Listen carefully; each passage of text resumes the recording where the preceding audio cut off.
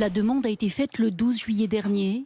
La Bank of America, qui gère les avoirs de Johnny Hallyday, a saisi la justice américaine.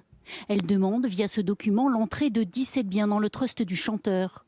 Entre autres, les droits d'auteur et redevances des 3 maisons de disques possédant les catalogues de Johnny Hallyday, 50% de la société Born Rocker, ainsi que des motos et des voitures. Ce qu'il faut bien comprendre, c'est que ce trust est un coffre-fort. Et ce coffre-fort, il a vocation à recevoir, à contenir la majorité, sinon la totalité, de la succession de Johnny Hallyday. Pour verrouiller, avant l'audience, pour couper l'herbe sous le pied des avocats de Laura et de David, bien évidemment.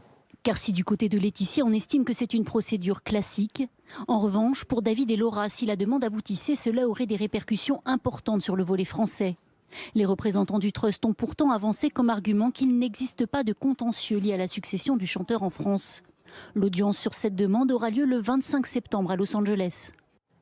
Sarah Le Cohen, cette demande faite en plein été, c'est un sacré pavé dans la mare. En tout cas, c'est vécu comme ça par Laura et David, qui voient là une sorte de conspiration de la part de Laetitia Hallyday, qui a cherché pendant le cœur de l'été, eh bien justement, à mettre à l'abri un certain nombre de biens.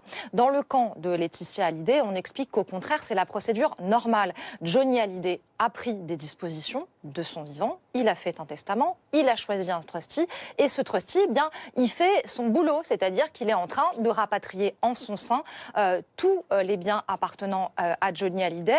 Et parmi ces biens, on va les voir, il y a ses voitures, ses Harley Davidson, ses motos, et toutes les redevances qui étaient perçues par ces maisons de disques. N'y figurent pas, en revanche, tous les biens français, et notamment toutes les redevances qui étaient versées à la SACEM.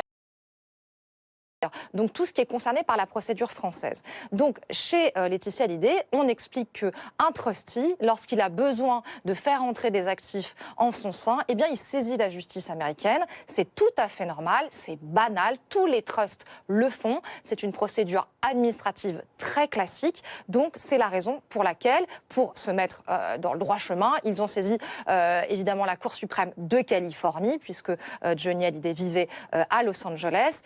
Et donc c'est tout à fait normal. Mais évidemment, chez Laura et David, on ne comprend pas que tout ça se fasse le 12 juillet, qu'ils ne soient alertés qu'à la rentrée. Et on y voit surtout possiblement des conséquences désastreuses, parce qu'eux, ils craignent qu'une fois ces biens entrés dans ce trust, eh bien, ce soit une sorte de coffre-fort imprenable, et que même s'ils devaient obtenir gain de cause de la justice française, ils ne puissent plus jamais récupérer ces biens.